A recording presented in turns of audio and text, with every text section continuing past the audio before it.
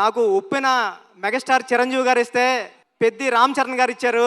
నేను చరణ్ సార్కి స్టోరీ చెప్పాను, దేవుణ్ణి మొక్కుని వెళ్ళాను. ఒక్క కరెక్షన్ కూడా చెప్పకుండా, స్వామి దత్తాత్రేయ స్వామి ఇది ఓకే చేస్తే నీకు రుణపడిపోతానని. చరణ్ సార్ ఒక్క కరెక్షన్ కూడా చెప్పలేదు. పెద్ది అంటే ఒక కమర్షియల్ ఫిల్మ్లా కనిపిస్తుంది మీకు, కానీ ఇది కమర్షియల్ ఫిల్మ్ కాదు. చాలా కమర్షియల్ ఫిల్మ్గా ఉంటూ ఒక ఎమోషనల్ డ్రామా ఇది. ఒక ఆటగాడి జర్నీ. ఆట అంటే ఇన్నాళ్ళు ఆట అంటే ఆగతాయితనంగా ఉంటుంది, కానీ ఆట ఏం తీసుకొస్తుంది ఒక మనిషికి?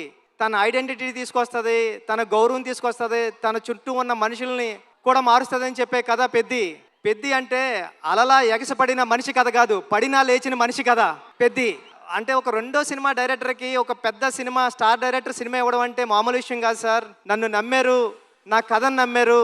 అంటే ఒక నిజాయితీగా ఒక కథ రాస్తే, పెద్ది కథ ఒక దర్శకుడు రాస్తే, ఒక నిజాయితీ గల హీరో ఆ కథను నమ్మి చేస్తే ఏంటి అన్నది పెద్ది తెలుస్తుందండి.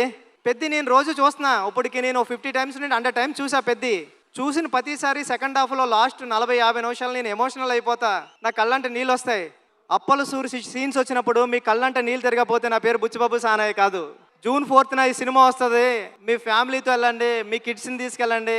చాలా బాగుంటుంది, చాలా ఎమోషనల్ అవుతారు, చాలా ప్రేమిస్తారు. పెద్దిని ప్రేమిస్తారు, పెద్దిని లవ్ చేస్తారు, పెద్దితో ఆడతారు, పెద్దితో పాడతారు.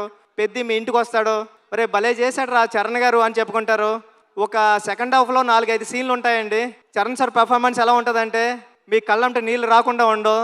10 సంవత్సరాల తర్వాత ఈ సినిమా గురించి గుర్తించుకోవాలంటే రామ్ చరణ్ అంతే. చరణ్ గారు ఈ సినిమా కథ ఓకే చేయడం అంటే మామూలు విషయం కాదు. రేపు పొద్దున్న మీరు స్క్రీన్ మీద చూద్దరు, కానీ ఇలాంటి కథ ఒక స్టార్ హీరో ఓకే చేస్తాడా అని. స్టార్ హీరో ఎందుకు ఓకే చేశారు?